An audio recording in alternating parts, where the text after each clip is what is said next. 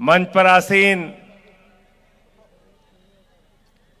राष्ट्रवादी Congress party Sharad Pawar गुट के राष्ट्रीय अध्यक्ष, राज्यसभा के सांसद, महाराष्ट्र को नेतृत्व देने वाले आदरणीय शरद पवार जी, मंच पर आसीन मराठियों की शान, महाराष्ट्र ही नहीं कोरोना के समय में जनता की सेवा कर कर पूरे देश में अनुकरणीय उदाहरण प्रस्तुत करने वाले आदरणीय उद्धव ठाकरे जी,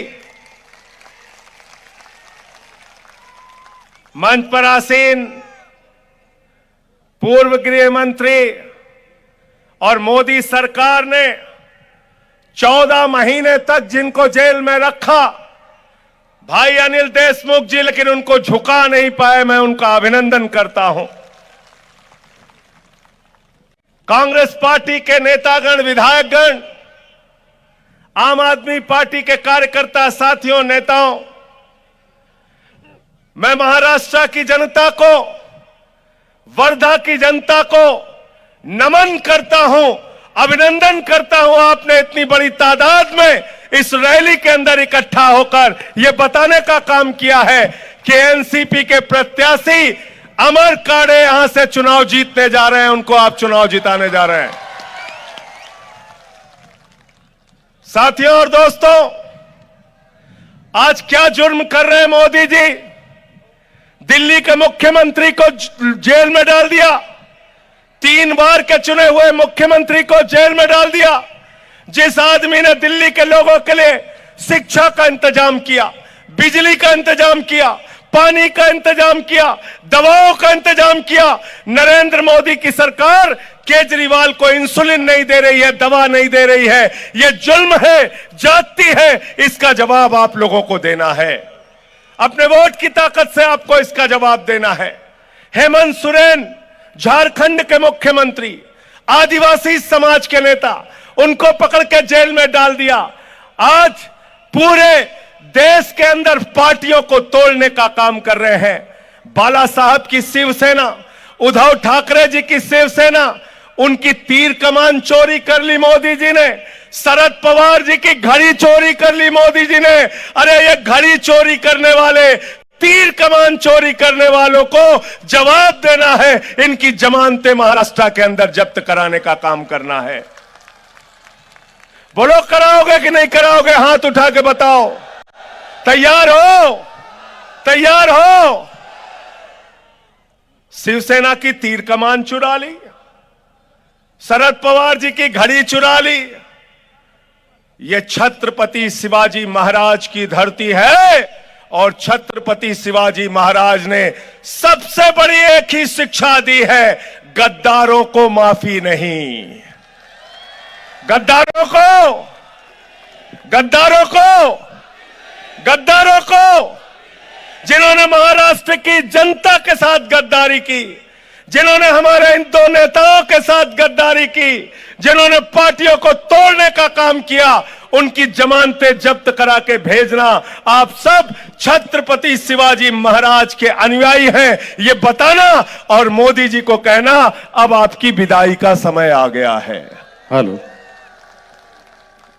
अभी अनिल देशमुख जी कह रहे थे, उसके पहले हमारे नेता कह रहे थे मोदी जी की गारंटी। मैं बताता हूं मोदी जी की क्या गारंटी है। हेलो, मोदी, आप बोले, कुछ बोलना है आपको? मोदी जी की क्या गारंटी है, मैं बताना चाहता हूं आपको। मोदी जी की एक ही गारंटी है, एक ही गारंटी। नरेंद्र मोदी की गारंटी है झूठ बोलने की गारंटी, झूठ बोलने की गारंटी। गलत तो नहीं कह रहा हूं? गलत तो नहीं कह रहा हूं? बोले थे 2 करोड़ नौकरियां नौजवानों को दे दिया क्या? झूठ बोला ना। बोले थे किसानों की आय 2 गुना हो जाएगी, 2 गुना हो गई क्या? झूठ बोला ना।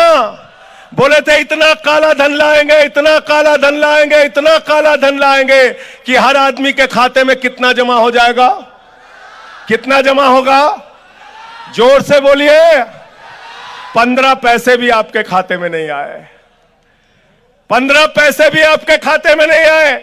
हमारी बहनें, हमारी माताएं जो यहां पे बैठी हैं, इन्होंने अपने पति से छिपाकर घर के संदूक में 1000-500 की नोट जो रखी थी, ये सोच के रखा था कि जब घर में कोई बीमार होगा ये पैसा काम आएगा, जमीन का टुकड़ा खरीदना होगा ये पैसा काम आएगा, बेटी की शादी होगी ये पैसा काम आएगा। नरेंद्र मोदी जी ने कहा, माताओं और बहनों, नोटबंदी है, लाइन में लग के पैसा जमा कर दो। वो भी आपका लूट लिया, वो भी पैसा आपको लूट लिया।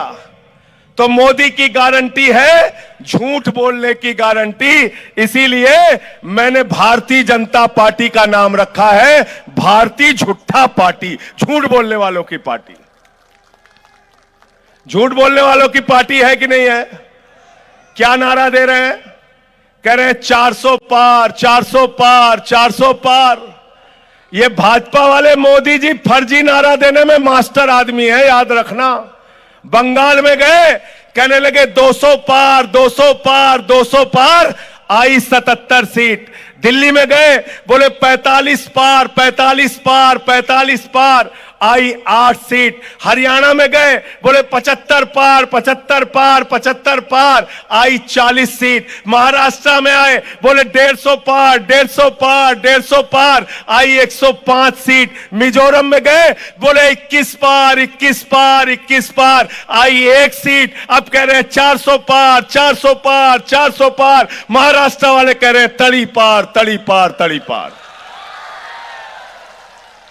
तड़ी पार करना है कि नहीं करना है इनको? तैयार है सब लोग? तैयार है ना? कहते हैं भ्रष्टाचार के खिलाफ लड़ रहे हैं। मैंने कहा मोदी जी और भारतीय जनता पार्टी के नेता जब भ्रष्टाचार के खिलाफ बोलते हैं तो लगता है डाकू गब्बर सिंह और ओसामा बिन लादेन अहिंसा पे उपदेश दे रहे हैं, अहिंसा पे उपदेश दे रहे हैं। जितने भ्रष्टाचारी थे देश भर में, सबको भारतीय जनता पार्टी में शामिल कर लिया। अजीत पवार पे भ्रष्टाचार का आरोप लगा लिया और भाजपा के साथ शामिल किया। छगन भुजबल पे भ्रष्टाचार का आरोप लगाया, भाजपा के साथ शामिल कर लिया। हसन मुशर्रफ पे भ्रष्टाचार का आरोप लगाया, भाजपा के साथ शामिल कर लिया। नारायण राणे पे भ्रष्टाचार का आरोप लगाया, भाजपा के साथ शामिल कर लिया। अशोक चौहान पे भ्रष्टाचार का आरोप लगाया, भाजपा के साथ शामिल कर लिया। जनार्दन रेड्डी पे भ्रष्टाचार का आरोप लगाया, भाजपा के साथ शामिल कर लिया। मुकुल राय, शुभेंदु अधिकारी, हेमंत विश्व शर्मा, सब पे भ्रष्टाचार का आरोप लगाया। सबको भ्रष्टाचार का आरोप लगाकर भाजपा में शामिल कर लिया। भाजपा का नारा है, मोदी जी का नारा है, जो जितना बड़ा भ्रष्टाचारी वो उतना बड़ा पदाधिकारी। गलत तो नहीं कह रहा हूं? मोदी वॉशिंग पाउडर से धुल धुल के साफ साफ करके भ्रष्टाचारियों को आगे बढ़ाने का काम खुद नरेंद्र मोदी जी कर रहे हैं और भ्रष्टाचार के खिलाफ बोलते हैं। प्रधानमंत्री जी, आपसे पूरा देश सवाल पूछ रहा है। जब आप 10 साल के शासन के बाद आए हैं तो हम आपसे पूछना चाहते हैं, हमारे नौजवानों को अग्निवीर में डालकर भारत की सीमा को कमजोर आपने क्यों किया? भारत की सीमा को कमजोर करने का काम आपने किया। चीन की घुसपैठ हो रही है, 20 जवान हमारे शहीद हो गए। आज आपसे हम सवाल पूछना चाहते हैं, महंगाई को आपने आसमान पे पहुंचा दिया। 2014 में आपने मोदी जी हमसे कहा था, जब घर से निकलना तो घर का सिलेंडर देख के निकलना। मैं महाराष्ट्र के लोगों आपसे कहने के लिए आया हूं, वर्धा के लोगों आपसे कहने के लिए आया हूं, गांधी की धरती पे आपसे कहने के लिए आया हूं, जब वोट देने के लिए जाना तो घर का सिलेंडर जरूर देख के निकलना। निकलोगे कि नहीं सिलेंडर देख के? उद्धव साहब ने मुझे कहा कि वर्धा वालों को बता देना, मोटरसाइकिल भी देख के निकलेंगे। 120 रुपए लीटर पेट्रोल भरवाया आपने, 120 रुपए लीटर। ट्यूबवेल भी देख के निकलना है, 100 रुपए का डीजल उसमें भरवाया। सरसों का तेल 250 रुपए लीटर आपको मिला। महंगाई आसमान पे आपने पहुंचा दी। बेरोजगारी 45 सालों में सबसे ज्यादा पहुंचा दी।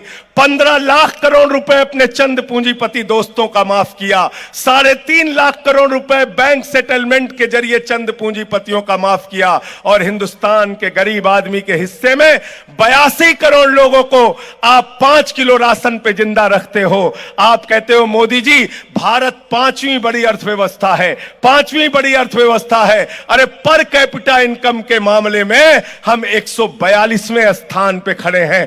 शर्म आती है, ये सरकार सत्ता में बैठी हुई है, इसको उखाड़ कर फेंकना है, भारत का संविधान बचाना है, भारत का लोकतंत्र बचाना है और मोदी की तानाशाही को हटाना है।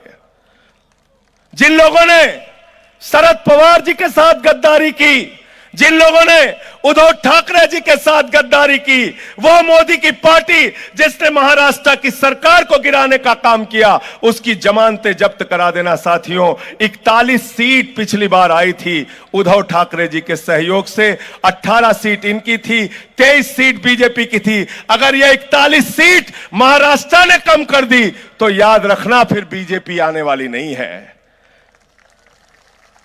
कम करोगे कि नहीं करोगे? कम करोगे ना? 41 सीट कम करोगे ना भाजपा की? भाजपा की 41 सीट और जिसमें 18 इनकी थी, अब की जितनी मिली है पूरी की पूरी आप शिवसेना को देना, उद्धव साहब को देना। और जो इनके साथ पिछले बार में 18 सीट इनकी जुड़ी थी, अब वो इंडिया गठबंधन के साथ वो सीटें जुड़ेंगी, सरकार बनेगी। महाराष्ट्र की जय दिल्ली में भी होगी, याद रखना। ये नेता जब पहुंचेंगे तो महाराष्ट्र की जय होगी, महाराष्ट्र की जय होगी। छत्रपति शिवाजी महाराज के सिद्धांतों पर हम आगे बढ़ेंगे और देश के संविधान को बहुत बड़ा खतरा है। अंत में एक बात कह के अपनी बात को खत्म करूंगा। जिस तरह से आज नेताओं को गिरफ्तार किया जा रहा है, जेल में डाला जा रहा है, जिस तरह से लोकतंत्र की हत्या की जा रही है, विधायकों को तोड़ा जा रहा है, ईडी का डर दिखाया जा रहा है, सीबीआई का डर दिखाया जा रहा है। बैठे अनिल देशमुख जी 14 महीने तक जेल में रहे, संजय रावत जी जेल में रहे, मुझे जेल में रखा। मैं कहना चाहता हूं मोदी जी 6 महीने नहीं 6 साल जेल में रखोगे, हमारे मनोबल को और हौसले को तोड़ नहीं पाओगे। तुम्हारी लाठियों से और मुकदमों से हम डरते नहीं। देश के संविधान को खतरा है। आज देश का संविधान खत्म करने की कोशिश भाजपा के लोग कर रहे हैं। इनका अयोध्या का कैंडिडेट लल्लू सिंह जो सांसद है, वो कहता है 400 सीट दे दो, संविधान बदलना है। ज्योति मिर्धा इनकी प्रत्याशी कहती हैं 400 सीट दे दो, संविधान बदलना है। अनंत हेगड़े इनका पूर्व केंद्रीय मंत्री कहता है 400 सीट दे दो, संविधान बदलना है। मेरठ से अरुण गोविल प्रत्याशी है बीजेपी के, कहते हैं 400 सीट दे दो, संविधान बदलना है। मैं कहना चाहता हूं जब तक हम लोग जिंदा हैं, बाबा साहब डॉक्टर भीमराव अंबेडकर के संविधान को बदलने नहीं देंगे। तुम संविधान बदलना चाहते हो, तुम हमारे वोट की ताकत छीनना चाहते हो, तुम चुनाव देश के अंदर खत्म करना चाहते हो, तुम आरक्षण की व्यवस्था को खत्म करना चाहते हो। मोदी जी हम ये काम होने नहीं देंगे। ना संविधान खत्म होने देंगे, ना चुनाव खत्म होने देंगे, ना ही आरक्षण खत्म होने देंगे। देश के लोगों के साथ जो न्याय हो रहा है वो न्याय होता रहेगा। आपने 10 साल तानाशाही कर ली, अब आपकी तानाशाही का अंत होगा। महाराष्ट्र जागेगा, पूरा हिंदुस्तान जागेगा और मोदी जी का सफाया करने का काम, उनकी पार्टी का सफाया करने का काम करेगा। बहुत बहुत शुक्रिया, बहुत बहुत धन्यवाद। इंकलाब, भारत माता की, भारत माता की, भारत माता की। इंडिया गठबंधन जिंदाबाद, इंडिया गठबंधन जिंदाबाद। बहुत बहुत शुक्रिया, बहुत बहुत धन्यवाद। हॅलो, यानंतर आदरणीय पवार साहेबांच्या महाराष्ट्रभर होत